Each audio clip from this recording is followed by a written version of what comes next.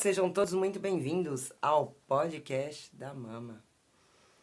Nós conversamos sobre entretenimento, eu trouxe 2 entretenimentos super legais. Se vocês ainda que estão pegando o canal agora, voltem e verifiquem no canal, tem dicas incríveis de entretenimento. Hoje, o assunto é um assunto mais sério, nós vamos entrar sobre saúde pública.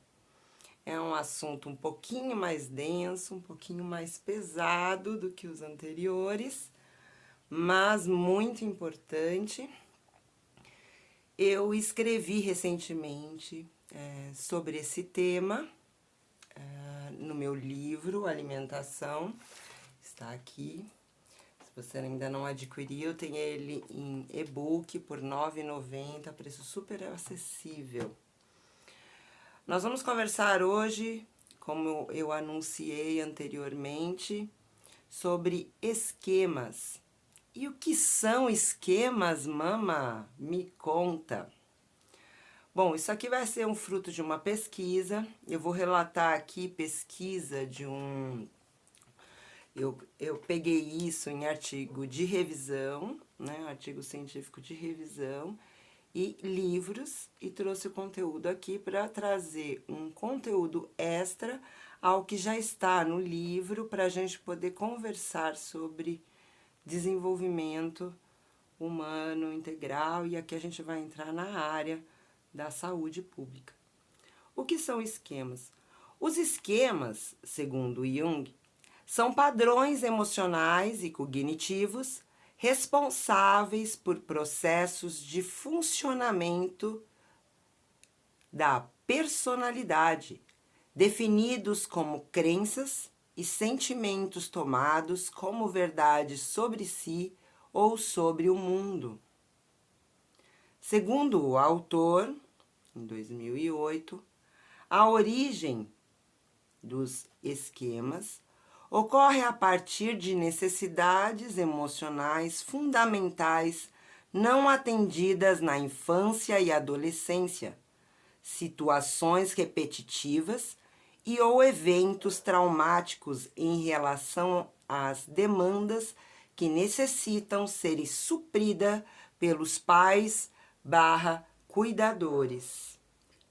Jung, 2003, define 18 esquemas. Eu gostaria de parar com a leitura desse texto, porque desses 18 esquemas que ele relata no livro, eu abordei principalmente o primeiro deles. E a gente vai conversar nesse podcast somente pelo primeiro deste agrupamento que ele chama de domínios, que ele classificou em 5. O primeiro deles é falar especificamente sobre vínculos seguros na infância e vínculos seguros na adolescência. O desequilíbrio desse domínio, desse equilíbrio, que seria o vínculo, ele traria uma desconexão, uma rejeição, uma privação emocional, desconfiança, abuso, isolamento, alienação e vergonha.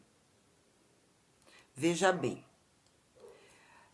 dentro desse contexto, eu estou colocando aqui somente a infância e a adolescência como pontos iniciais.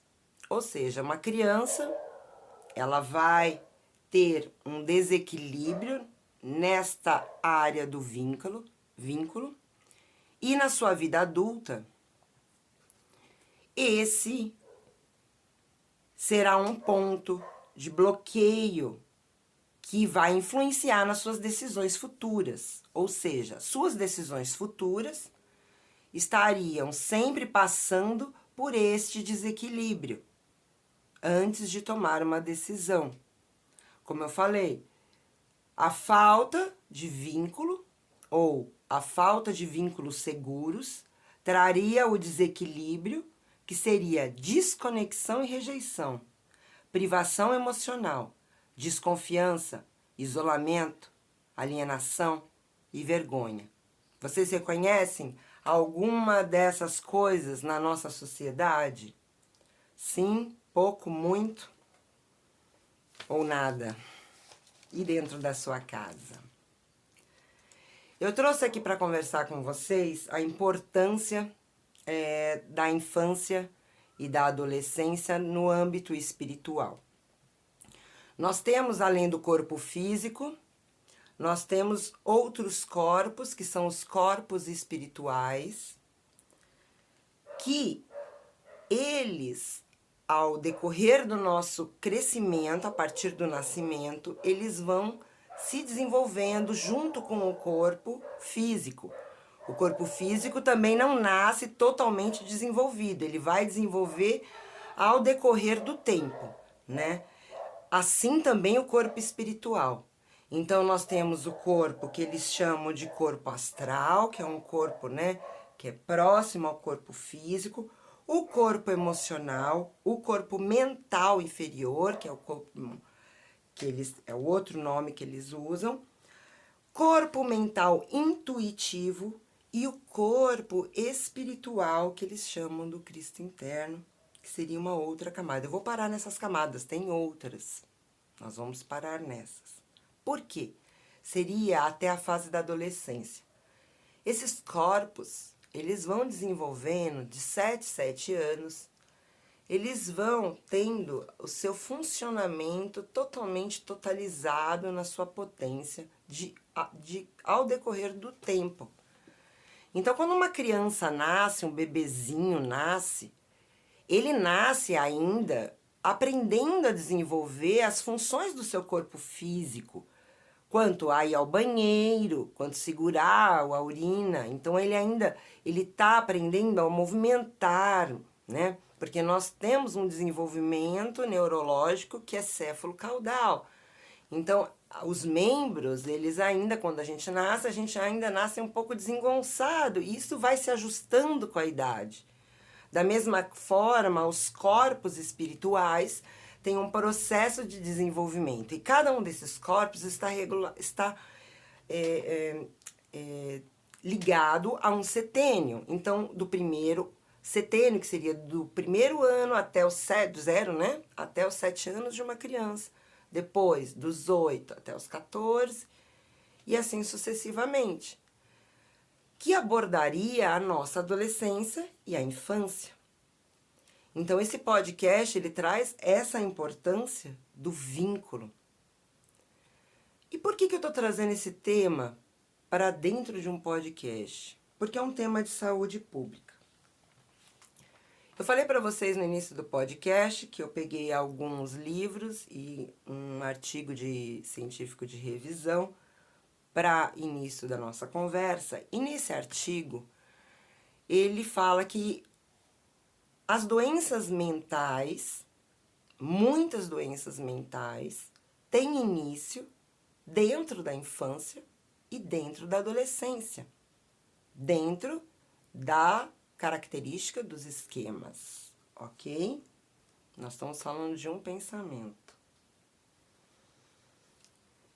Emoções e pensamentos e comportamentos adquiridos na infância e que, quando adultos, se tornam disfuncionais e causam sofrimento sem adaptação. Eu trouxe no meu capítulo 13 do livro Alimentação. A gente fala sobre cuidados dos idosos, cuidado aos bebês, cuidado aos adolescentes, às crianças e aos adolescentes. E por que a importância desse cuidar?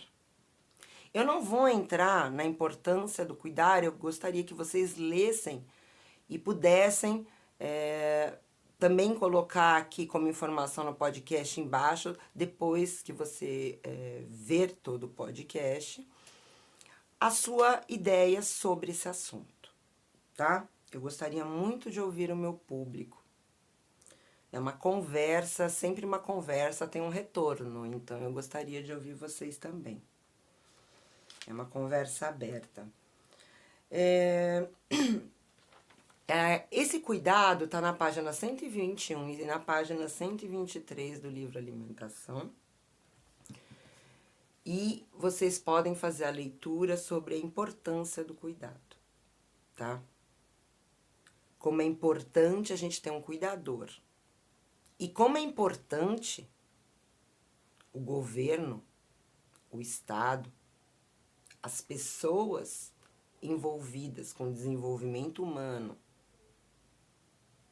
e com uma elevação da consciência, nós precisamos entender que é importante que uma criança, que um jovem tenha vínculos sadios dentro do seu lar, né? Porque a gente está falando de sociedade e isso interfere numa sociedade, ok? Tem um vídeo que eu gostaria de indicar aqui no podcast, que é um vídeo em inglês, mas para quem não entende o inglês vai entender o vídeo porque são imagens. Chama Children See, Children Do. Eu vou deixar escrito na descrição do vídeo, ok? E do podcast. Vocês digitem lá e assistam. A criança é uma reprodução de ação. Então, a criança vê o pai discutindo no telefone, batendo com o telefone, a criança vai lá e discute no telefone, bate no telefone, né? Ele vê o pai batendo na mãe, ele vai lá e bate na mãe. É a reprodução. Nós, quanto humanos, aprendemos por reprodução. Uma criança que mora na China aprende a falar chinês porque ela vê seus pais falando chinês. Uma criança que mora nos Estados Unidos vai aprender o inglês. Uma criança que mora no Brasil vai aprender o português, ok? Por reprodução. Nós aprendemos por reprodução. As crianças visualizam como nós andamos, nós observamos as coisas quando vamos aprender. Então, observar é um princípio de educar. Então, se eu executo algo, meu filho vai observar. Se eu quero ter o respeito dos meus filhos, eu tenho que respeitar meus pais, eu tenho que respeitar meus avós. Se eu quero que meus filhos me deem presentes, eu tenho que presentear minha mãe, eu tenho que presentear meus avós. Se eu quero que minha mãe me dê acolhimento, eu tenho que acolher. A gente trabalha tudo por reprodução.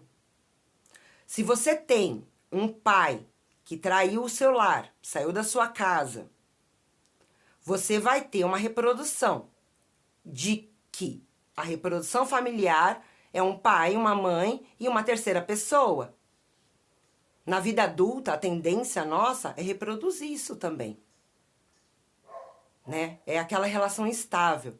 Então, é o que eles chamam, o que Jung relaciona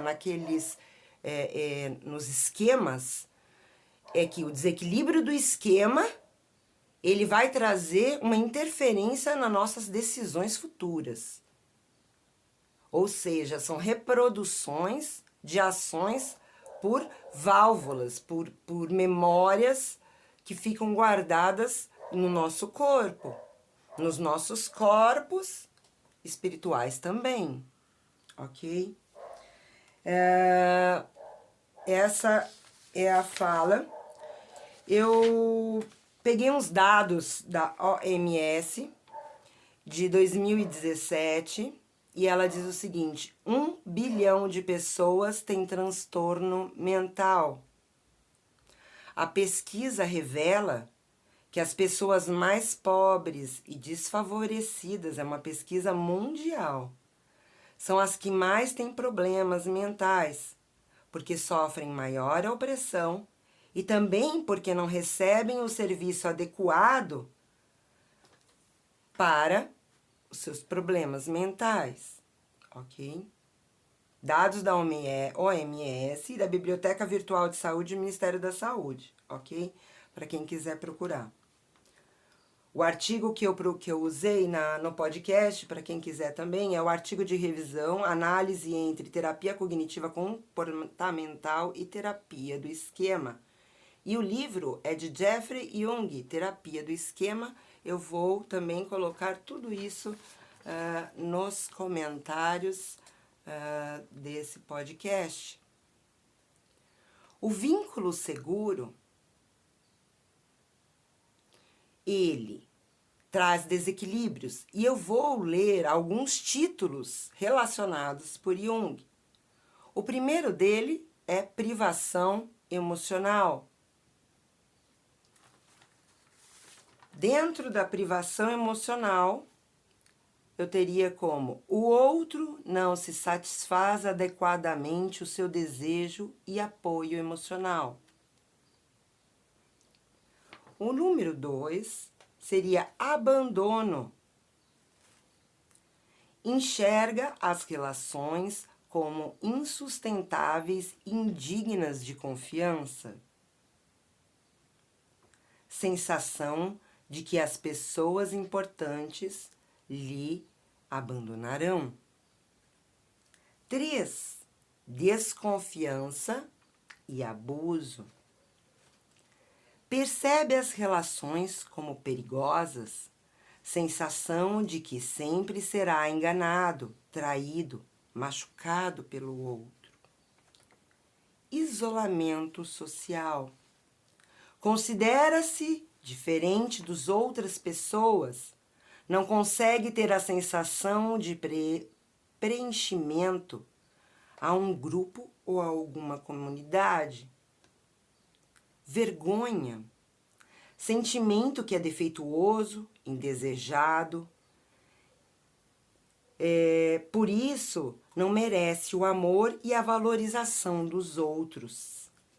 Hipersensibilidade à crítica, insegurança, vergonha e postura de autoacusatória são características de pessoas com esse esquema. Jung 2003. Ok?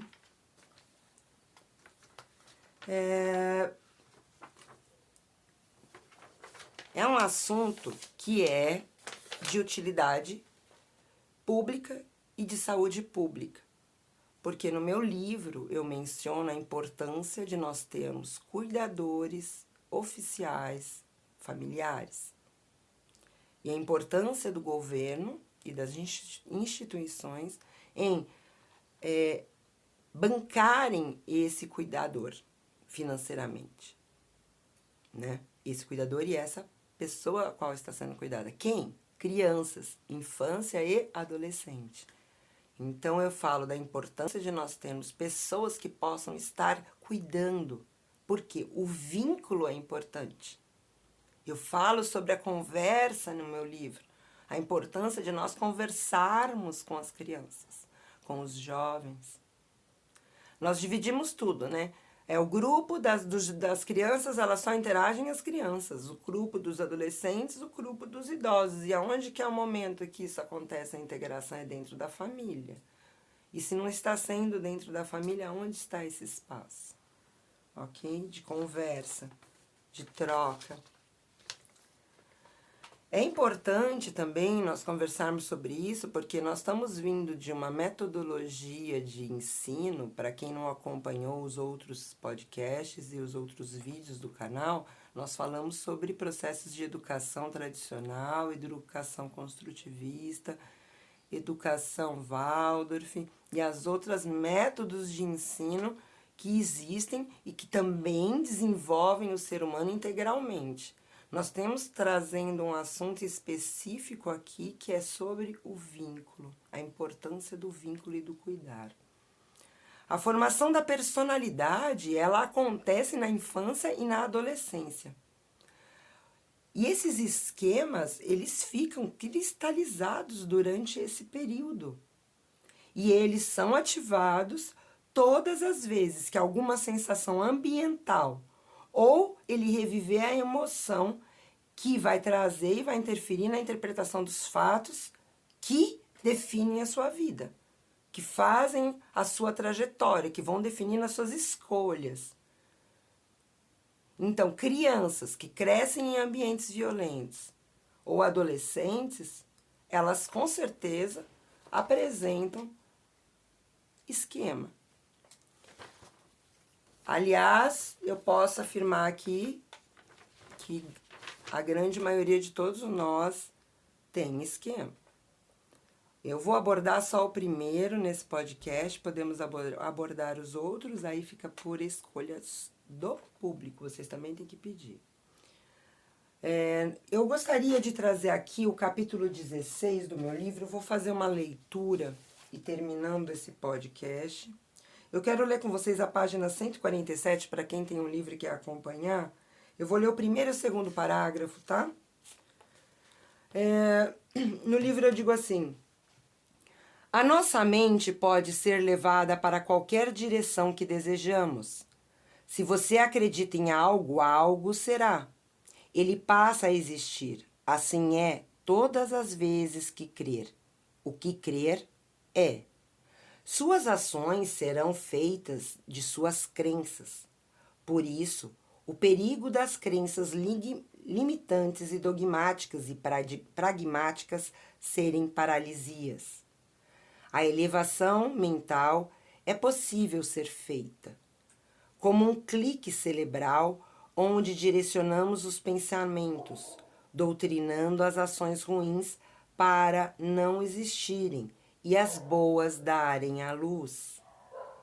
No atual momento planetário de 2021, temos muitas pessoas com doenças sociais graves e sem diagnóstico.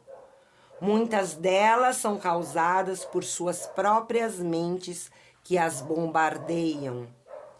Doentes sociais, ansiedade, depressão, suicídios, falta de amor à própria vida e à vida dos demais, descaso, desprezo. Fico por aqui com vocês nesse podcast. Eu trouxe para vocês uma pesquisa, trouxe dados do livro e trouxe questionamentos e novas perguntas. Se você se identificou com esse podcast, psicólogos são ótimos para conversar.